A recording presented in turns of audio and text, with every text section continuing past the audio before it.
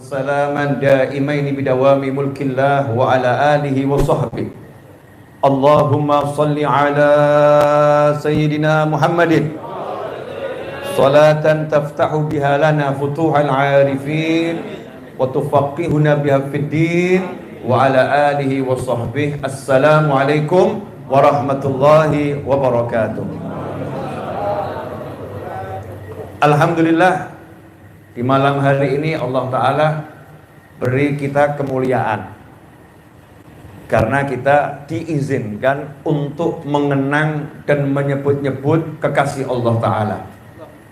Tidaklah dipilih untuk mengalu-alukan, mengagung-agungkan kekasih Allah, kecuali ia yang dicintai oleh Allah Subhanahu wa Ta'ala. Maka kita harus syukur dan harus yakin kalau kita termasuk orang yang dipilih. Ada orang yang gak terpilih, tapi kita alhamdulillah dipilih. Syahidnya adalah baginda Muhammad sallallahu alaihi wasallam. Dahulu saat Nabi Muhammad SAW bersama para sahabat 1400 tahun yang lalu kurang lebih, lagi ziarah kubur, tiba-tiba Nabi Muhammad SAW menunjukkan rasa cinta yang sangat mendalam kepada sekelompok orang.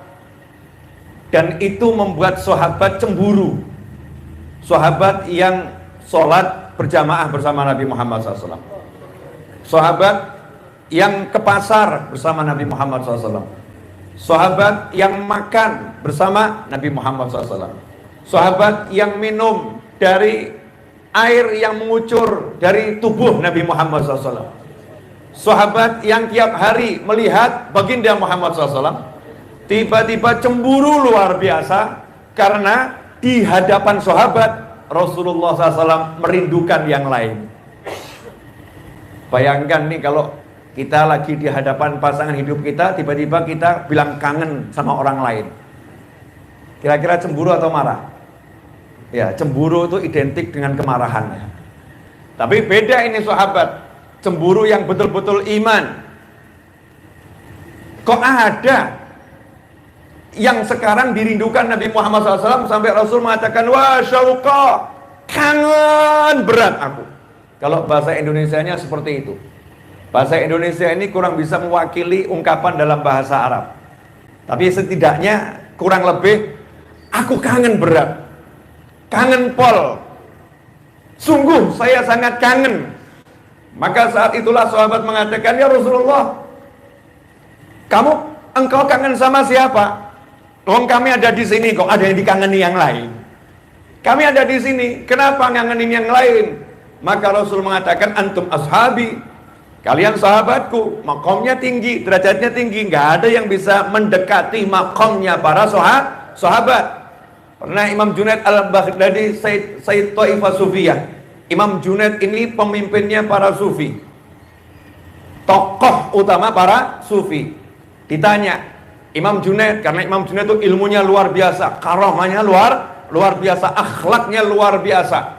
Saat itu ditanya oleh seseorang, wahai Imam Junaid, engkau dengan sahabat yang paling awam, sahabat Nabi yang paling awam, itu kira-kira mulia mana? Imam Junaid menjawab, sab'in Junaid, 70 Junaid. Bahasa Arab kalau bilang sab'in 70, artinya itu bukan 70. Sama seperti kita kalau di Indonesia bilang, yang datang berapa? Ewon, banyak berarti, ribuan gitu. Cukup kata ewon bisa jadi 10.000 ya dibilang ewon gitu ya. Walaupun yang datang 100.000 dibilang ewon, ribuan yang datang. Padahal yang datang 1 juta, yang datang 2 juta. Tapi kalimat 1000 dalam bahasa Indonesia sangat banyak. Dalam bahasa Arab kalau dikatakan sab'in Junaid, itu angka maksimal. 70 Junaid dibandingkan dengan jalfun min ajlafis sahabah, sahabat yang paling rendah tingkatannya dibanding sahabat yang lain, maka masih jauh lebih tinggi sahabat yang paling rendah di antara para sahabat yang lain. Itu Imam Junaid. Artinya sahabat Nabi Muhammad SAW, antum ashabi, kalian sahabatku, pangkatnya tinggi, gak bisa disengin. Tapi ini aku lagi kangen sama ikhwani, aku kangen dengan saudara-saudaraku. Maka saat itulah Rasul ditanya sahabat, siapa saudara-saudaramu wahai Nabi Muhammad SAW? Mudah-mudahan antum semua, saya, kita semua, keluarga kita, dan orang-orang yang mencintai dan kita cintai masuk dalam kelompok ini. Amin.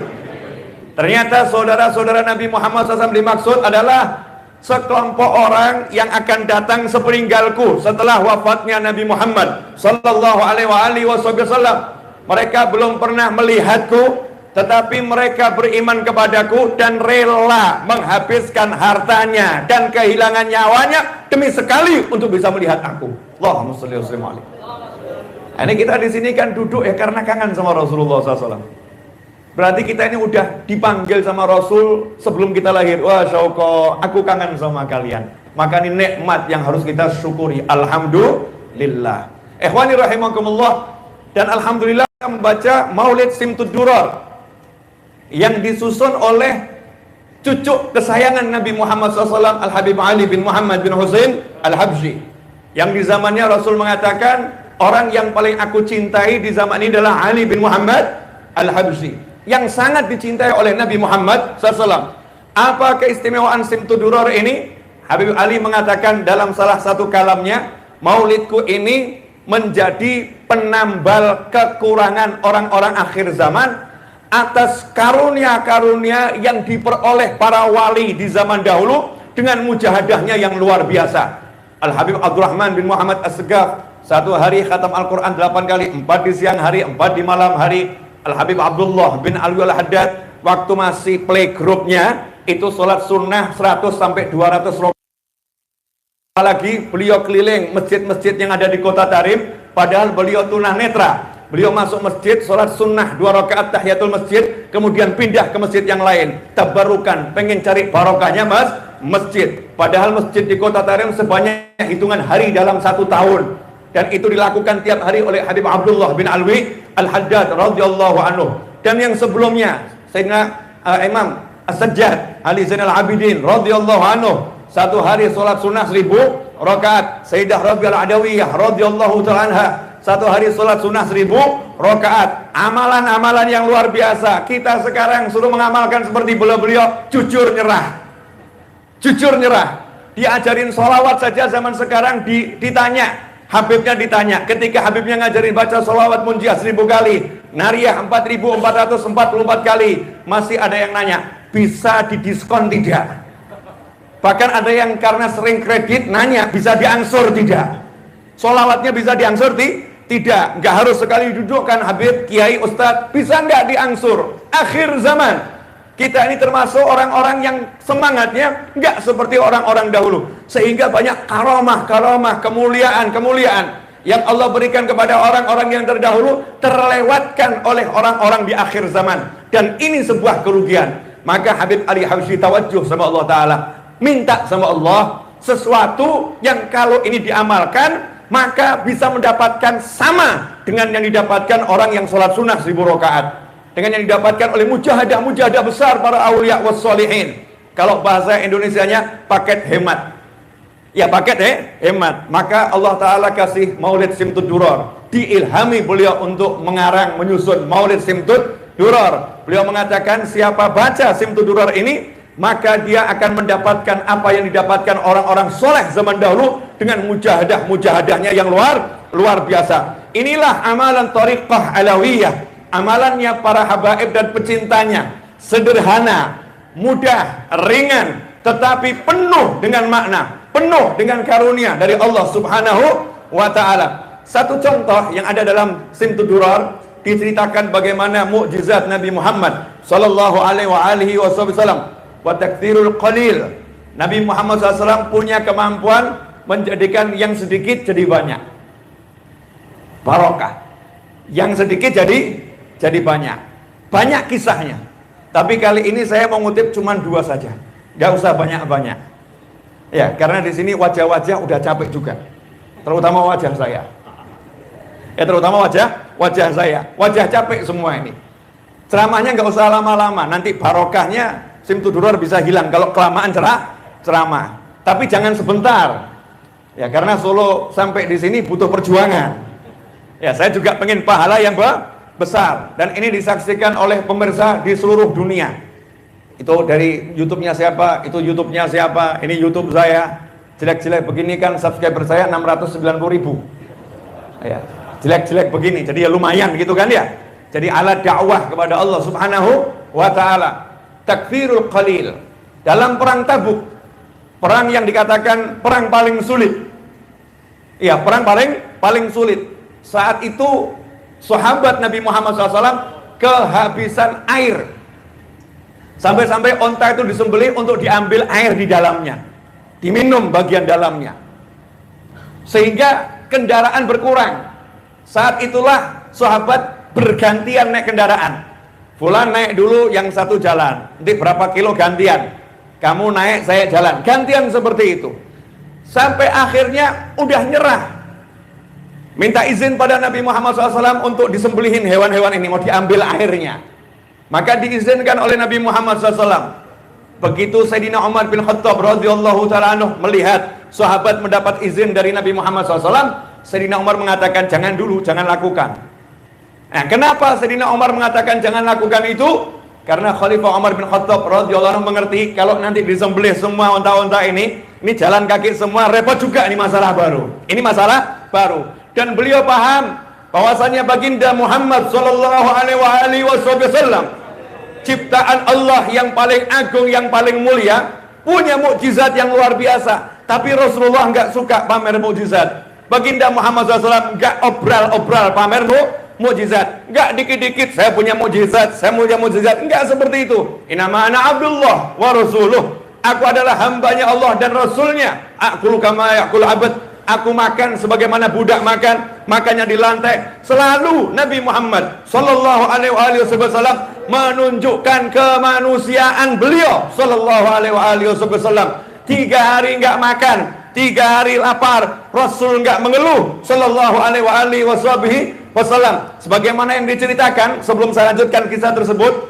Sayyidina Abu Bakar berada di masjid. Saat itu bertemu dengan Sayyidina Umar bin Khattab radhiyallahu taala anhu. Maka ditanya oleh Sayyidina Umar bin Khattab radhiyallahu taala anhu, "Kenapa engkau hari ini ada di masjid? Ini bukan jamnya kamu biasa duduk di masjid." Maka Sayyidina Abu Bakar radhiyallahu anhu mengatakan, "Ma akhrajani wallahi, demi Allah, gak ada yang buat aku keluar ke masjid kecuali karena aku udah kelaparan yang luar biasa." Sayyidina Abu Bakar As-Siddiq radhiyallahu anhu.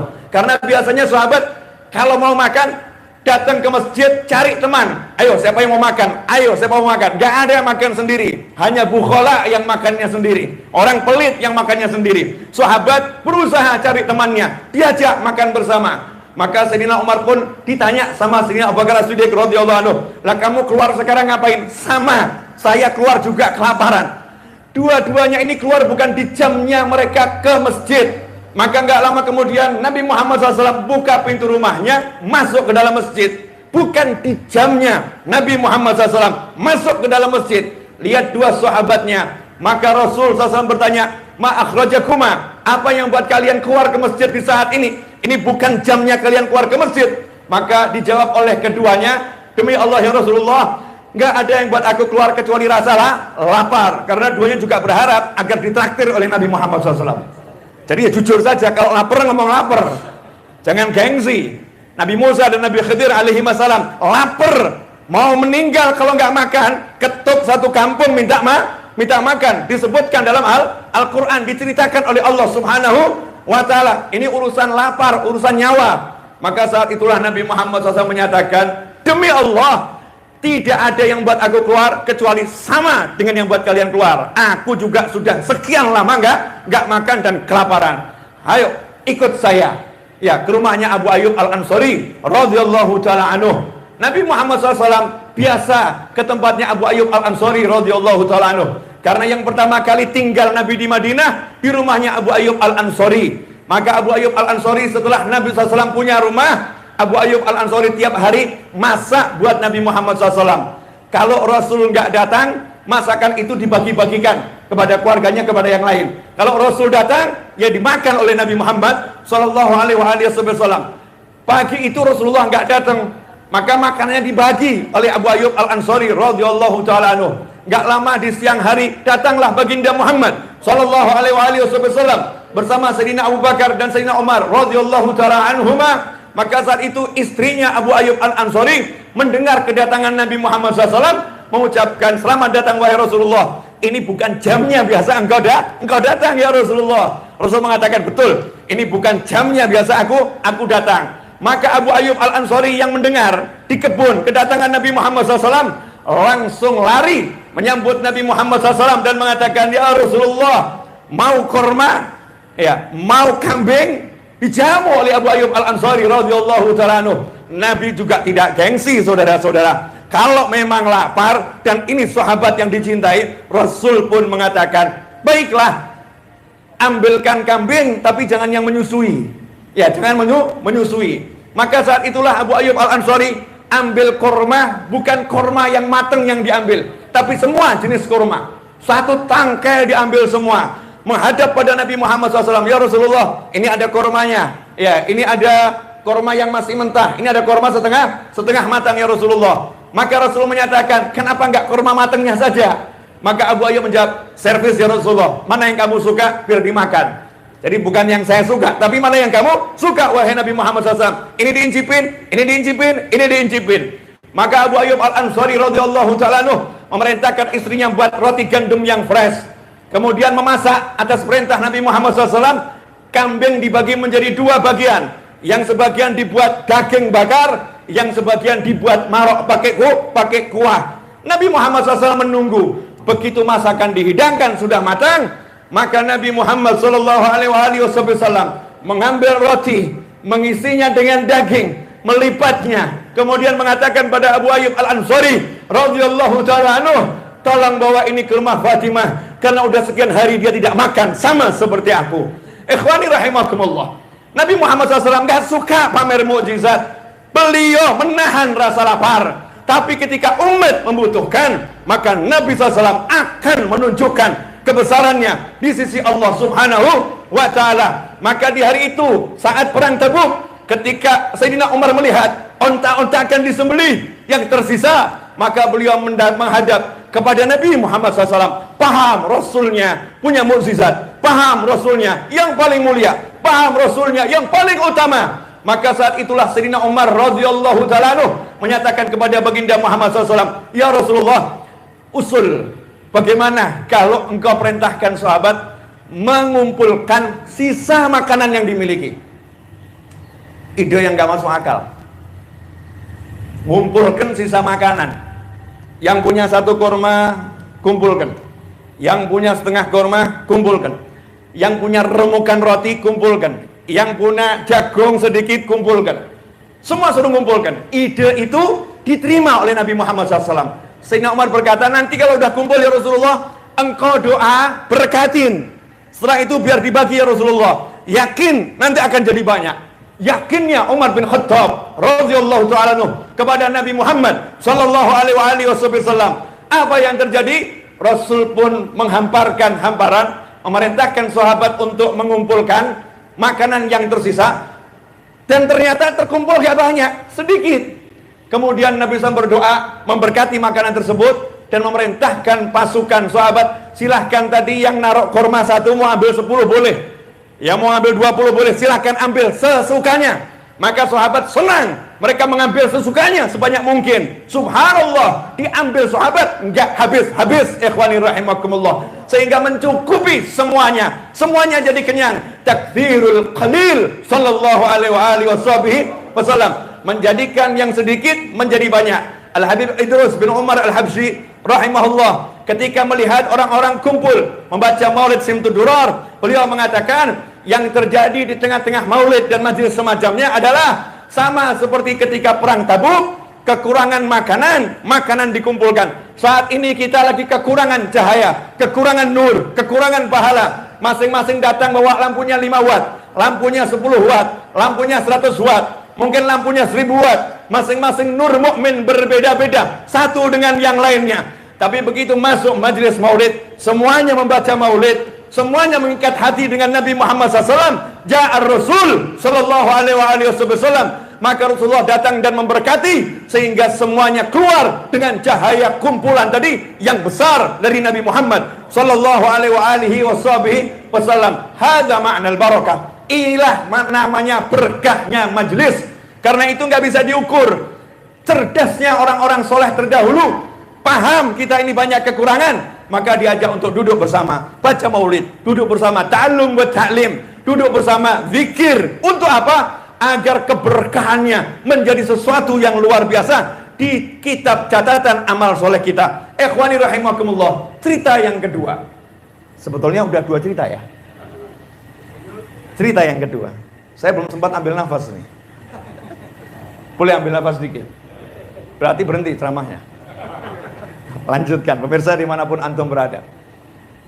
Jabir bin Abdullah radhiyallahu ta'ala anhu yang pernah nanya, ya Rasulullah, dalam Simtud Durar, qala ya Jabir, ya Rasulullah, sebelum Allah ciptakan segala sesuatu, apa yang pertama kali diciptakan oleh Allah Ta'ala?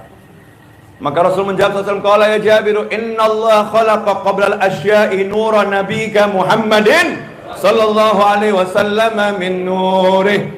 Rasul bersabda, wahai Jabir, ketahuilah sesungguhnya sebelum menciptakan segala sesuatu, Allah telah ciptakan cahaya Nabi Muhammad SAW min nurih, dari cahayanya Allah Subhanahu wa ta'ala. Makna hadis ini membuat orang-orang yang punya akal kebingungan dan gak pernah bisa menjelaskan makna yang sebenarnya. Sampai sekarang menjadi perbincangan dan Nur Muhammad sallallahu alaihi wasallam. Apa artinya min nurih, dari cahayanya Allah Subhanahu wa ta'ala. Ikhwani rahimakumullah, saya nggak akan bahas ke sana. Tapi yang mau saya bahas ketika menggali parit Khandaq. Sama, ketika menggali parit Khandaq, Nabi SAW kelaparan. Sampai perutnya diikat. Kasih batu, diikat. Lapar. Ada satu masalah, ada batu besar. Lihat Nabi Muhammad SAW. Rasul nggak menunjukkan mukjizat dulu. Sahabat disuruh kerja dulu. Gali, cangkul, pakai linggis, pukul. Tapi begitu semuanya menyerah, ada batu besar, nggak bisa ya Rasulullah, nggak bisa. Maka Nabi Muhammad SAW yang dalam keadaan lapar, perut diikat batu, diikatkan di perut pakai tali. Nabi SAW mengambil linggis, kalau bahasa kita sekarang, dipukulkan santai, mukulnya santai. Tapi begitu batu ini kena linggis dari tangan Nabi Muhammad SAW, hancur menjadi debu. Nah setelah itu sahabat paham, kelihatan ini Rasulullah belum makan ini SAW. Yang nggak pakai disuruh pulang ke rumah, nanya sama istrinya, punya apa? Sedikit gandum sama balibul bawah 5 bulan, kambing kecil. Kata sahabat, masak itu, naikkan airnya, nanti gandumnya kamu masukkan, kemudian nanti kambingnya dimasukkan. Haris saya. Nah, ini resepnya Haris itu ya. Resep Haris. Buatkan Haris untuk Nabi Muhammad SAW. Makanya Haris itu obat capek-capek. Ya obat capek, tapi syaratnya satu, fresh. Jangan kambing dari apa namanya freezer. Kalau kambing dari freezer bawa penyakit itu udah lama ya, udahlah lama. Yang fresh, yang masih seger. Makanya orang makan daging kambing kena sakit karena nggak sesuai sunnah Nabi Muhammad Sallallahu alaihi wasallam. Rasul pakai ilmu, nggak asal kambing. Maka istrinya ngomong, kamu temui Nabi SAW, ajak makan tapi bisik-bisik, jangan ngajak orang. Ini cukup cuma buat 4-5 orang kecil ini masakannya. Jangan buat saya malu. Ya la tahdhani, jangan buat saya malu. Maka pergilah suaminya, bisikin Nabi Muhammad SAW, ya Rasulullah, makan di rumah saya. Ada hidangan. Ya, tapi cuma sedikit ya Rasulullah. Untuk antum saja. Rasul mengatakan, saya boleh ajak yang lain? Masa sahabat ngomong nggak boleh? Boleh ya Rasulullah. Di situ ada sahabat Muhajir dan Ansor. Rasul mengatakan, ayo bangun semua, diundang makan ini. 1000 orang. Kaget sahabat. Langsung buru-buru pulang ke rumah. Rasul mengatakan, sampaikan pada istrimu ya, jangan begini, biarkan. Sampai nanti saya datang, saya yang urus semuanya. Kama qala bil makna seperti itu. Maka cepat-cepat ngasih tahu istrinya. Bilang, ini Rasulullah mau datang bawa 1000 sahabat. Istri ngomong, udah saya kasih tahu, ini sedikit ngomong sama Rasulullah. Saya udah ngomong, tapi Rasulullah mau datang bawa 1000 sahabat. Rasul yang ngomong gitu, ya aman. Kalau Rasul yang bicara seperti itu, coba pikir. Tenang no pikirmu. Istrinya seperti itu, udah tenang. Apa perintah Nabi SAW? Udah disuruh masak dulu, nanti kalau udah mau matang, jangan diapa-apain, Rasul yang ngurus SAW. Maka datanglah Nabi Muhammad SAW. Yang dilakukan Rasulullah SAW adalah meludahi dengan ludah yang kecil. Sedikit. Ke adonan tersebut. Setelah itu Rasul memasukkan dagingnya, memasukkan rotinya ya, mantu ngaduk. Setelah itu sahabat disuruh masuk ke rumah itu bergantian. Rasul yang nakar, ambil. Sallu ala Nabi. Hasilnya apa? 1000 sahabat makan kenyang semua. Rasul nggak makan duluan, belakangan. Nah, tersisa di situ. Rasul makan, kemudian Rasul mengatakan, ini sisanya bagikan pada tetangga-tetangga. Subhanallah, cukup untuk semuanya. Wa taktsirul qalil. Cerita yang masyhur Sayyidina Abu Hurairah radhiyallahu taala anhu. Kita masih ingat cerita yang sangat masyhur ini. Sayyidina Abu Hurairah berada di pinggir jalan, mau cari makan karena kelaparan, menghadang sahabat-sahabat yang lewat, gaya nanya persoalan, gaya ini acting. Datang Sayyidina Abu Bakar, saya mau nanya ayat ini. Dijawab sama Sayyidina Abu Bakar radhiyallahu taala anhu. Oh, ini Sayyidina Abu Bakar kurang paham nih maksud saya. Ayo ke rumah saya sambil diajak makan, saya jawab begitu. Tapi ternyata Sayyidina Abu Bakar jawab langsung. Sayyidina Umar lewat jawab langsung. Maka dari jauh lewat Nabi Muhammad SAW. Saat itulah Abu Hurairah nggak berani nanya sama Nabi Muhammad SAW. Tapi Rasul begitu lihat wajah Abu Hurairah radhiyallahu taala anhu, Rasulullah tersenyum. Ayo ke rumah saya. Ayo ke rumah saya. Lapar kan? Ayo ke rumah saya. Sampai di rumah Nabi Muhammad SAW ada segelas susu. Abu Hurairah senang. Segelas susu berdua dengan Nabi Muhammad SAW. Asyik ini. Kenyang ini. Maka saat itulah, kalau bahasa kita sekarang, dikerjain oleh Nabi Muhammad SAW. Rasul ngomong kepada Abu Hurairah, tolong ahlu sufah panggil ke sini semua. Ahlu sufah. Kurang lebih 70-80 orang. Yang ada di teras-teras masjid, ajak masuk sini, minum susu bareng sama saya. Saat itulah Abu Hurairah berkata dalam hati, waduh, satu gelas dibagi orang 80, dapat apa saya ini? Tapi minimal, karena saya yang ngundang, saya yang nomor 1 minumnya. Saya nomor 1 minumnya. Nabi paham, bahwasanya Abu Hurairah mikir seperti itu. Nabi ngerti. Maka begitu sekian orang itu kumpul, Rasul berkata pada Abu Hurairah radhiyallahu taala anhu, ya, kasihkan ke mereka. Loh, saya nggak dikasih duluan. Kasihkan ke mereka. Akhirnya beliau ini ashabus sufah minum semuanya. Tersisa cuma sedikit. Lihat nih, barokah dan tidak rakusnya sahabat. Barokah dan tidak rakusnya sahabat. Coba kalau itu kita habis di nomor yang 1. Segelas habis nomor 1. Maka di saat yang terakhir tersisa sedikit, Abu Hurairah lapar luar biasa. Lihatlah sahabat Nabi Muhammad SAW. Paham Rasulullah juga belum minum. Paham Rasulullah juga lapar. Maka Abu Hurairah mengatakan, ya Rasulullah, silahkan engkau minum duluan. Rasulullah mengatakan, enggak Abu Hurairah, engkau yang minum duluan. Saya enggak bisa ya Rasulullah, saya minum sedangkan engkau belum minum. Kamu minum duluan. Diminum sama Abu Hurairah sambil melihat wajah Nabi Muhammad SAW. Tentunya cinta sayang, enggak tega kan? Minumnya dikit. Rasul lihatnya sama senyum. Lanjut. Kalau bahasa kita sekarang. Lanjut, jangan sungkan-sungkan. Beneran nih, kalau bahasa sekarang gitu. Beneran ya Rasulullah, lanjut, nggak habis-habis. Sampai terakhir, lanjut, ya Rasulullah, udah sampai sini. Nggak mampu lagi. Maka tersenyum Nabi Muhammad SAW, kemudian beliau meminum yang terakhir. Ikhwani rahimakumullah, ini loh takdirul qalil. Lantas bagaimana penerapannya di dunia zaman sekarang? Di zaman milenial digital seperti ini, bagaimana agar yang kita punyai yang sedikit menjadi banyak? Kalau yang kita punyai sedikit mau jadi banyak, caranya gampang. Biar disentuh Nabi Muhammad SAW. Kalau disentuh Rasulullah SAW, nanti barokah. Jadi banyak. Bagaimana caranya agar disentuh oleh Nabi Muhammad SAW? Caranya nomor 1, iman dulu. Yakin dulu. Al-madad fil mashhad. Allah ngasih sesuai keyakinanmu. Kalau nggak punya keyakinan, nggak akan dapat. Karena ini urusannya semua ghaibiyah. Hal yang gaib, keimanan, gak teori. Bukan teori-teorinya orang angka 1 tambah 1 sama dengan 2, bukan. Ini masalah iman. Rasul akan memberkati dan jadi banyak. Seperti seorang sahabat yang orang tuanya meninggal dunia. Oh, cerita lagi nih. Panjang udah. Nanti untuk episode berikutnya kisahnya harus saya potong. Kalau enggak nanti kesana lagi ceritanya itu. Banyak soalnya itu. Takdirul qalil. Gimana caranya biar diberkati Nabi Muhammad SAW? Simple, contoh, punya rumah. Pernah enggak kita undang Nabi SAW masuk rumah kita? Sahabat punya rumah, buat musola. Untuk sholat di situ, sahabat Nabi Muhammad SAW, karena memang udah tua renta, jalan ke masjid udah nggak bisa karena memang jalannya udah rusak karena banjir, minta izin sama Nabi SAW untuk sholat di rumah, tapi pengen buat musola di rumah, khusus tempat untuk sholat.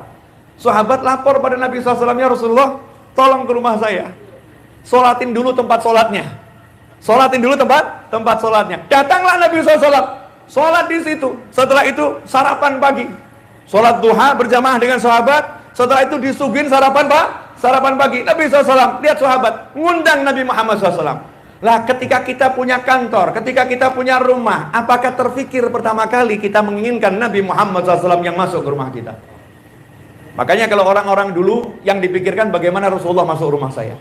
Makanya muncul begitu mau bangun rumah, pondasinya pertama kali minta air buat pondasinya kepada ulama, orang soleh, habaib, kiai. Tolong air doa, saya mau cor pondasi ini biar barokah. Bayangkan pondasinya kena air yang didoain oleh orang-orang yang soleh. Sekarang banyak orang nggak peduli dan tidak percaya barokahnya orang soleh. Cor pondasi, cor saja tanpa berpikir minta berkahnya orang-orang soleh. Orang dulu begitu rumahnya jadi, mau buka pintu rumahnya nggak dibuka sebelum ibunya yang bukakan. Bawa ibunya, Umi, Mama, Ibu, Bunda, bukakan ini, saya nggak akan masuk sebelum engkau yang bukakan. Barokah, biar tempat ini didatangi oleh Nabi Muhammad sallallahu alaihi wasallam. Kemudian dibacakan mawalid, ada yang burdah, barzanji, simtud duror, diulami, apapun itu, diba, macam-macam maulid. Masing-masing daerah punya kebiasaan sendiri. Bacakan maulid dengan khusyuk, sambil betul-betul hati dikaitkan dengan Nabi Muhammad SAW. Ingin Rasulullah hadir ke rumahnya. Muncul orang akhir zaman, mana bisa Nabi SAW main ke rumahmu? Masya Allah. Ikhwani rahimakumullah. Cukup contoh yang sederhana, ketika Anbiya wal Mursalin kumpul di Masjidil Aqsa untuk bertemu dengan Nabi Muhammad sallallahu alaihi wasallam, tanpa diundang Rasulullah, semuanya kumpul di sana. Dan cukup sebagai dalil, ketika kita bersolawat, Nabi SAW pun membalas langsung solawat dan salam kita. Ikhwani rahimakumullah, saya mau nanya, apakah ada jarak antara kita dengan Nabi Muhammad sallallahu alaihi wasallam? Enggak ada jarak. WhatsApp akhir zaman ini, WhatsApp. Baru saya kirim pesan di handphone antum langsung masuk. Kalau nama saya antum rekam di sana, simpan di sana, langsung muncul Mas Novel, ya, kirim pesannya apa, kelihatan semua, hitungannya klik langsung nyampe. Apakah teknologi sholawat kalah dengan WhatsApp? Ikhwani, fikirkan. Dengan kita bersolawat, Rasul mengatakan sholawat dan salam tablughuni, dimanapun kalian berada, sholawat dan salam ini akan menghampiriku dan aku menjawabnya. Fikirkan kecepatannya, speednya. Ini bukan 5G, ini tenaga energi langit. Ini Nur Muhammad SAW, Rasulullah SAW. Hati kita belum selesai bicara, Rasul udah menjawab salam kita. Itulah kekuatan Nabi Muhammad Sallallahu Alaihi Wasallam. Tapi yang terjadi saat ini, rumah kita bukan penuh dengan maulid, tapi penuh dengan drama-drama Korea, penuh dengan sinetron-sinetron, bukan mawalid. Anak kita tidak duduk menghafalkan qasidah, tapi anak kita duduk menghafalkan hal-hal yang tidak layak untuk dihafalkan. Dan di hadapan anak kita nggak mengajak untuk melihat film-film yang di situ mengisahkan Nabi SAW, ceramah-ceramah, tapi kita mengajak anak kita untuk melihat yang tidak layak ditonton oleh orang dewasa, apalagi oleh anak-anak. Bagaimana mungkin Nur Rasulullah bertahan di rumah kita? Ikhwani rahimakumullah, mari kita usahakan agar rumah kita betul-betul dapat barokah. Al-Habib Abdullah bin Umar bin Yahya, ketika suatu hari bertemu dengan pamannya, Al-Habib Abdullah bin Husain bin Tahir, saat itu nanya kepada keponakannya, saya kok mimpi rumahmu ini paling tinggi, tapi saya lihat ruang tamumu paling tinggi. Dari semua rumah di kota, rumahmu ini paling tinggi, tapi ruang tamumu paling tinggi. Apa rahasianya? Kok saya sampai mimpi seperti itu? Maka jawabannya paman, mungkin ini. Ketika rumah ini selesai saya bangun, maka setiap ruangan saya sholat 2 rakaat khatam Al-Quran. Setiap ruangan, ruang makan, dapur, dan sebagainya. Khusus ruang tamu, saya sholat di situ 40 kali khatam Al-Quran. Ruang tamu, karena untuk jamu tamu. Spiritualnya dipikirkan. Sementara kita ruang tamu asap rokok yang ngepul di sana. Asap rokok. Hatam entah berapa juz rokok ini. Berapa pak rokok yang kita hatamkan di situ. Tapi Al-Quran sekalipun 30 juz nggak hatam di situ. Maulid nggak kita baca di situ. Sehingga barokah ini menjauh dari kita. Padahal al-hayah barokah. Dalam kita ketemu muslim yang satu dengan muslim yang lain, Assalamualaikum warahmatullahi wabarakatuh. Dan berkahnya Allah subhanahu wa ta'ala. Karena itulah dulu orang-orang tua dulu ke anak-anaknya nggak pernah bicara nak jadi orang kaya, nak jadi orang sukses. Selalu mengatakan insyaallah barokah, insyaallah barokah, ilmumu insyaallah barokah, tijarahmu insyaallah barokah, semuanya insyaallah barokah. Terakhir berapa menit Mas Seto? Sudah 35 menit. Kemampuan manusia mendengar simak itu kurang lebih 10 menit. Kalau antum mampu 30 menit itu berarti manusia super. Manusia super. Terakhir saya mengutip dari Simtud Duror sedikit. Ini terakhir ini saya bawakan di hampir setiap ceramah, saya kutip terus. Ya biar kita betul-betul paham. Karena banyak akhir zaman ini orang nggak paham. Dan banyak orang baca Simtud Duror, pasal yang satu ini dihilangkan, nggak dibaca. Padahal kata Habib Anis, kalau ini nggak dibaca berarti nggak baca maulid. Wahina baraza sallallahu alaihi wasallam baraza min batni ummihi rafi'an tarfahu ila sama. Sampai akhir satu pasal ini nggak boleh ditinggalkan kalau baca maulid Simtud Duror. Mau diringkas silahkan, tapi yang satu ini nggak boleh ditinggalkan karena itulah kisah lahirnya Nabi Muhammad sallallahu alaihi wasallam. Kalau pengen barokah yang betul-betul barokah sesuai SOP yang mengarang maulid, yaitu Al-Habib Ali bin Muhammad bin Husain Al-Habsyi. Ikhwani rahimakumullah. Di wahina ini banyak hal, tapi saya mau ambil satu saja. Faqad warada an Abdurrahman ibn Auf an ummihi Syaffa'i radhiyallahu anhuma. Telah diriwayatkan dari sahabat yang bernama Abdurrahman bin Auf. Abdurrahman bin Auf ini sahabat konglomerat yang super kaya. Habib Ali Habsyi setelah Mahalul Qiyam, sahabat yang pertama kali dinukil riwayatnya, sahabat yang super kaya, Abdurrahman bin Auf. Ada pesan apa di situ? Kita mau dikasih tahu kenapa Abdurrahman bin Auf bisa kaya raya berkah, hartanya berlimpah dan gak susah payah carinya. Sayyidina Abdurrahman bin Auf, dan dijamin masuk surga oleh Nabi Muhammad sallallahu alaihi wasallam. Apa rahasianya? Ternyata inilah rahasianya. Dikisahkan dari Sayyidina Abdurrahman bin Auf radhiyallahu taala anhu dari ibunya yang bernama Syaffa radhiyallahu taala anha. Ibunya namanya Syaffa atau di riwayat bisa dibaca Syifa. Dua-duanya boleh. Syaffa berkata, qalat lamma waladat Aminatu radhiyallahu anha Rasulullah sallallahu alaihi wasallam waqa ala yadayya fastahalla. Ketika Sayyidah Aminah, lihat di Simtud Duror disebut Aminatu radhiyallahu anha. Aminatu radhiyallahu anha. Inilah akidahnya para habaib dan akidahnya para kiai, akidahnya Ahlus Sunnah wal Jamaah, bahwasanya kedua orang tua Nabi Muhammad SAW adalah muslim di jannah dan derajatnya tinggi di sisi Allah Ta'ala. Karena itu jangan ragu kalau nyebut ibu Nabi radhiyallahu taala anha, kalau ayah Nabi radhiyallahu anhu, sebutkan itu karena keduanya adalah manusia yang luar biasa, dzil qadril azim. Sayyidina Abdullah disebut dzil qadril azim, yang punya kedudukan tinggi di sisi Allah Subhanahu wa taala. Apa kata Syaffa, ibunya Abdurrahman bin Auf, ketika Sayyidah Aminah radhiyallahu anha melahirkan Nabi Muhammad SAW, waqa ala yadayya. Nabi SAW itu aku yang menerimanya. Allahumma sholli wa sallim alaihi. Saya mau nanya, manusia yang keberuntungannya seperti apa ketika zat Muhammad SAW, ketika zatnya Nabi SAW yang ditunggu jagat raya keluar, ia yang diizinkan Allah untuk menerima pertama kali. Belum tersentuh bumi, belum tersentuh apapun, tangan yang mulia ini yang menerimanya. Waqad alaydaya fastahalla. Kemudian menangis dengan keras Nabi Muhammad SAW. Atau ada pula yang mengartikan kemudian Rasulullah SAW bersin. Ada istihlal bersin, ada istihlal artinya menangis dengan keras.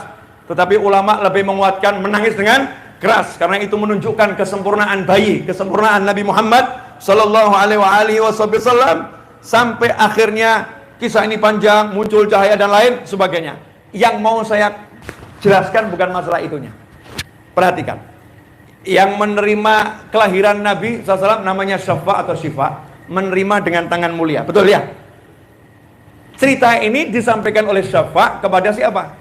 Putranya, Abdurrahman bin Auf. Inilah dalil kalau sahabat itu biasa buat maulid. Sahabat biasa menceritakan proses kelahiran Nabi Muhammad SAW. Ini proses kelahiran Nabi diceritakan. Begini loh ketika Nabi lahir, siapa yang menceritakan? Syafa. Syafa cerita ke siapa? Putranya, namanya Abdurrahman bin Auf. Sayyidina Abdurrahman bin Auf cerita ke siapa? Kepada seluruh sahabat, sampai kita yang hidup di tahun 2021 mendengar dari Sayyidina Abdurrahman bin Auf. Itu yang pertama. Yang kedua, Syafa menerima dengan tangan mulia. Menerima dengan tangan mulia. Hasilnya Sayyidina Abdurrahman bin Auf, putranya, dikasih Allah rezeki yang sama. Kalau ibunya menerima dengan tangan yang mulia jasad Nabi Muhammad SAW, maka anaknya dapat keberkahan, tangannya barokah, didoakan Nabi Muhammad SAW. Sayyidina Abdurrahman bin Auf itu kalau belanja apapun gak pernah rugi, beli apapun gak pernah rugi. Yang dipegang pasti laku, dan lakunya mahal. Itu kalau dipegang Sayyidina Abdurrahman bin Auf. Sehingga sahabat kalau punya barang, mau beli barang, minta tolong pada Abdurrahman bin Auf. Tolong kamu ke pasar, just tip ya, jasa titip. Nah ini saya mau just tip sama kamu, belanjakan, just tip tapi nggak pakai jasa, ya nggak pakai bayar. Nih just tip udah ada sejak zaman Nabi Muhammad SAW. Dan yang membelanjakan Sayyidina Abdurrahman bin Auf radhiyallahu taala anhu, hasilnya selalu untung. Bagaimana Sayyidina Abdurrahman bin Auf tangannya bisa barokah? Rahasianya adalah karena ibunya tangannya yang pertama kali menerima Nabi Muhammad SAW. Karena ibunya yang pertama kali tangannya menerima Nabi Muhammad SAW. Kemudian lanjutkan tuh hadisnya. Fa'adha'alahu ma bainal masyriqi wal maghrib. Begitu Nabi lahir SAW, kamar itu berubah menjadi cahaya, sehingga saya bisa melihat kerajaan Romawi dari dalam kamar Nabi Muhammad SAW. Syafa waktu itu belum mukminah, belum beriman, beriman. Rasul lahir masih dengan orang-orang yang terdahulunya. Tapi begitu lihat Nabi SAW, pandangannya Syafa berubah. Manusia biasa ini dirubah penglihatannya oleh Nabi Muhammad, oleh Allah Ta'ala berkat cahaya Nabi Muhammad SAW, sehingga bisa melihat Romawi yang jaraknya hampir 1000 kilo ada di depan mata. Ikhwani rahimakumullah. Yang terakhir, renungkan. Tahu cahaya matahari? Cahaya matahari itu kuat tapi lemah. Kuat tapi lemah. Kenapa kuat tapi lemah? Kena payung kalah. Kena payung kalah. Kena awan kalah. Itu cahaya matahari. Cahaya lampu 20.000 watt, tembakkan ke tembok, kalah, kaisa tembus. Cahaya Nabi Muhammad SAW gak bisa dihalangi oleh tembok dan apapun.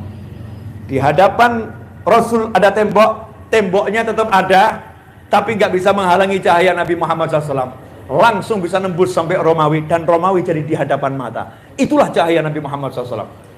Dan ini yang dapat Syafa, yang bisa lihat Syafa, belum beriman.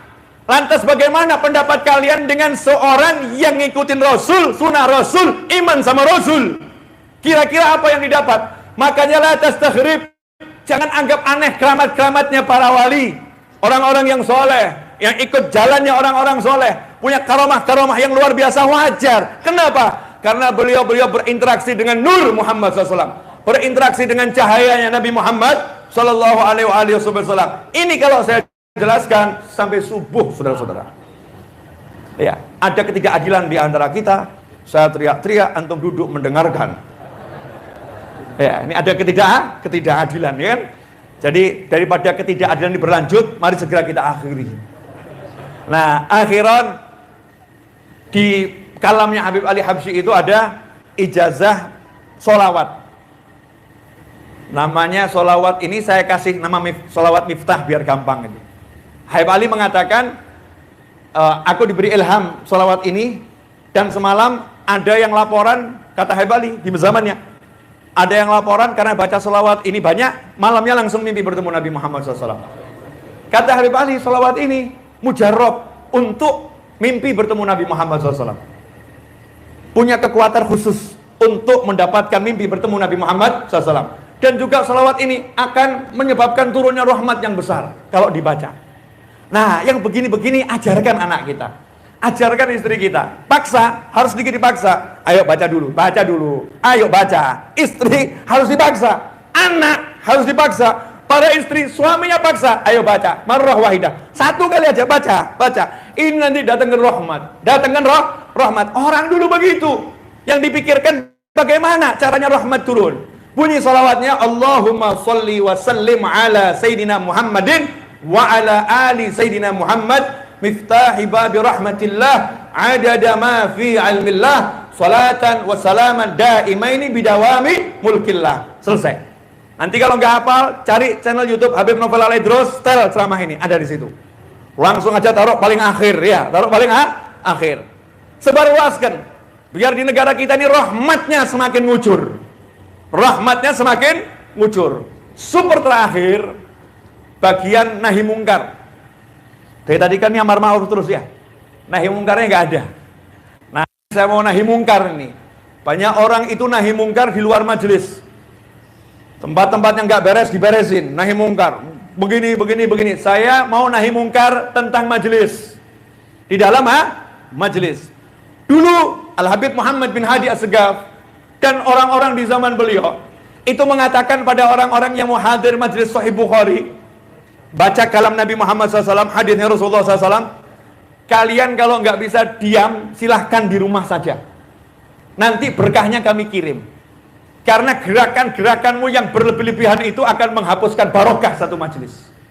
Sampai dicontohkan, kita tahu dulu ada kipas Banjar itu ya. Kipas Banjar itu. Itu kalau dipakai buat kipasan nggak apa-apa, masih ada. Tapi begitu dipakai diputer-puter begini, nah ini katanya menghapuskan barokatul majelis. Berkahnya satu majelis bisa habis. Zaman sekarang ngeri, bukan kipas. Tengah-tengah ceramah, searching, cari detik bom. Masya Allah. Tengah-tengah majelis maulid, berkirim pesan, terus nggak mandek WhatsApp. Masya Allah. Terus kita berharap barokah, nggak ada ta'zim khusus. Ini majelisnya Rasulullah, ini masjid, ini majelis, kita nggak agungkan. Bahkan yang haram kita hadirkan di masjid gara-gara handphone kita. Nggak sadar ini. Makanya mari kita agungkan dulu majelis kita masing-masing. Kalau kita udah ta'zim sama majelis kita, kalau kemungkaran-kemungkaran di dalam majelis udah dibereskan, yang di luar itu akan beres dengan sendirinya. Kenapa? Karena nggak mungkin salah. Satu majelis ilmu yang benar aturannya, tata caranya benar, di situ akan diciptakan oleh Allah Ta'ala cahaya dibawa ke 70 majelis syar. Satu majelis yang benar akan dibuat cahaya dari majelis itu, Allah bagi ke 70 tempat yang orang-orangnya yang duduk di tempat itu tidak ada satupun yang ingat sama Allah Ta'ala. Kemudian begitu kena nur tersebut berubah jadi ingat sama Allah Ta'ala. Berkahnya satu majelis yang betul. Makanya thariqah alawiyah, lihat sederhana, duduk, diam, tenang, baca kalam salaf, baca kisah-kisah orang terdahulu, yang lain dia mendengarkan, mungkin tampaknya membosankan, tapi berkahnya luar biasa. Ustadz Umar Baraja, terkenal kitabnya Akhlaq lil Banin, Akhlaq lil Banat. Ketika ditanya ayahnya, kok bisa anakmu yang satu ini jadi ulama besar, luar biasa, resepnya apa? Jawabannya adalah, yang satu ini saya berhubungan dengan istri saya sepulang dari Roha di Surabaya. Rohanya para habaib, ada Habib Muhammad bin Idrus Al-Habsyi dan yang lain. Roha baca kitab, karena nur dari majelis tersebut luar biasa. Pulang, saya berhubungan dengan istri saya, jadinya anak yang satu ini. Ikhwani rahimakumullah, barakatul majlis. Mari kita cari, ya biar majelis kita gak penting jumlah, mau satu orang, mau dua orang. Majelis itu makbul indallah, mahu makbul indannas. Majelis itu yang diterima sama Allah, bukan diterima orang. Jangan ngikutin apa mau orang, tapi apa mau Allah, apa mau Rasulullah. Kalau udah maunya Allah dan Rasulullah, makbul indallah, diterima sama Allah. Yang hadir Nabi Muhammad SAW, yang hadir malaikat-malaikat, arwah kaum solihin, hadir semuanya. Kenapa? Kenapa? Karena ini majlis yang direstui oleh Allah Subhanahu wa Ta'ala. Semoga majlis kita termasuk majlis yang direstui oleh Allah Ta'ala, majlis yang diterima oleh Allah Subhanahu wa Ta'ala. Dan semoga berkat majlis ini Allah Ta'ala ampuni kedua orang tua kita. Allah jadikan orang tua kita selamat dunia, selamat akhirah. Orang tua kita mulia dunia, mulia akhirah. Orang tua kita tentram dunia, tentram akhirah. Orang tua kita selamat dunia, selamat akhirah. Semoga Allah Ta'ala, ya Allah, jadikan orang tua kami semua ridha kepada kami, ya Allah. Jadikan orang tua kami ridha kepada kami, ya Allah. Ampuni dosa-dosa kami kepada orang tua kami, ya Allah. Ampuni dosa kami kepada ayah bunda kami, ya Allah. Ampuni dosa kami kepada ayah bunda kami, ya Allah.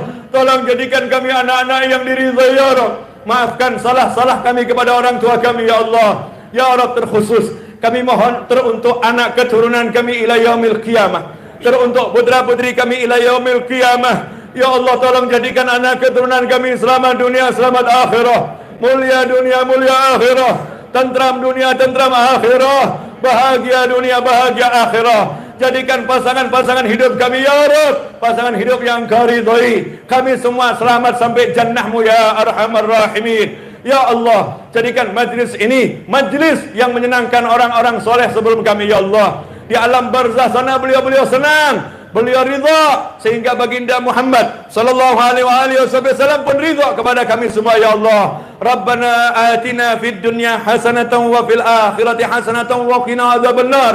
Rabbana la tuzigh qulubana ba'da idh hadaytana wa hab lana min ladunka rahmah innaka antal wahhab. Allahumma amur ajsadana bi ta'atik wa amur qulubana bi mahabbatik wa amur arwahana bi ma'rifatik wa amur asrarana bi musyahadatik. Allahumma inna nabatu ni'matik fala taj'alna hasada ni'matik. Allahumma la tahrimna khaira ma 'indaka li syarri ma 'indana. Allahumma la tahrimna khaira ma 'indaka li syarri ma 'indana. Allahumma inna nas'aluka min kulli khairin ahata bi ilmuka fid dunya wal akhirah wa na'udzu bika min kulli syarrin ahata bi ilmuka fid dunya wal akhirah ya malikad dunya wal akhirah. Wa sallallahu ala sayyidina wa maulana Muhammadin wa alihi wa sahbihi sallam. Alhamdulillahi rabbil alamin ala hadhihi niyyah wa ala kulli niyatin salihatin jamiatin nafi'ah wa ala ma nawa habibi ali wa ala ma nawaitum wa ila hadratin nabi sallallahu alaihi wasallam. Al-Fatihah.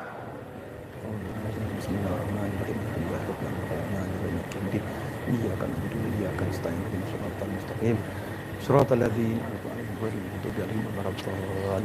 Allahumma salli wa sallim ala sayyidina Muhammadin wa ala ali sayyidina Muhammad. Rabbana taqabbal minna innaka antas samiul alim wa tub alaina innaka antat tawwabur rahim bi rahmatika ya arhamar rahimin. Wa sallallahu ala sayyidina Muhammadin wa alihi wasallam. Alhamdulillahirabbil alamin. Kurang lebih mohon maaf. Walafu minkum. Wassalamualaikum warahmatullahi